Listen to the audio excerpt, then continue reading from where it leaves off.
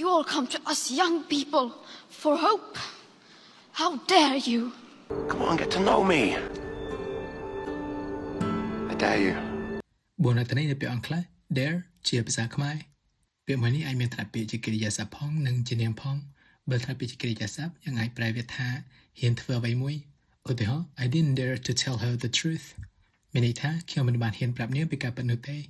បើតើតើទៅនឹងការលេងល្បែងឬការភ្នាល់សាកចិត្តគ្នាយើងអាចប្រើពាក្យនេះដើម្បីប្រាប់នរណាម្នាក់ឲ្យធ្វើអ្វីមួយដែលមានគ្រោះថ្នាក់ដែលប្រថុយដែលគួយខ្មាស់អៀនឬដែលទាមទារការមានចិត្តសឿងខ្លាំងឬមានភាពក្លាហានខ្ពស់ដើម្បីដឹងតើគេហ៊ានធ្វើវាឬអត់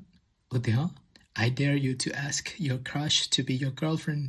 យើងអាចប្រែប្រយោគនេះស្តៀងនឹងការនិយាយថាខ្ញុំភ្នាល់ឲ្យអ្នកសុំមនុស្សដែលអ្នកលួចស្រឡាញ់ធ្វើជាសង្សាររបស់អ្នកតើអ្នកហ៊ានឬមិនហ៊ានបើថាពេលជានាមវិញយើងប្រើវាដើម្បីសំដៅលើការភ្នាល់សាកចិត្តឲ្យនរណាម្នាក់ហ៊ានធ្វើអ្វីមួយដែលគួរឲ្យមានគ្រោះថ្នាក់ដែលប្រថុយប្រថានឬដែលគួរឲ្យខ្មាស់អៀន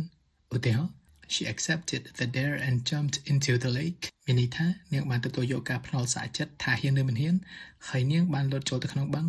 ពាក្យថា dare ក៏ត្រូវបានគេប្រើនៅក្នុងឃ្លាថា How dare you ដើម្បីបង្ហាញពីអារម្មណ៍ភ្ញាក់ផ្អើលឬកំហឹងរបស់យើងដើម្បីនិយាយថានរណាម្នាក់មិនមានសិទ្ធិឬមិនគួរហ៊ានធ្វើអ្វីមួយដែលគេបានធ្វើនោះទេឧទាហរណ៍ How dare you accuse me of lying មានន័យថាមិនបានឯងហ៊ានចោទថាខ្ញុំកុហកអញ្ចឹងឬអ្នកឯងគ្មានសិទ្ធិឬមិនគួរហ៊ានចោទខ្ញុំអញ្ចឹងនោះទេ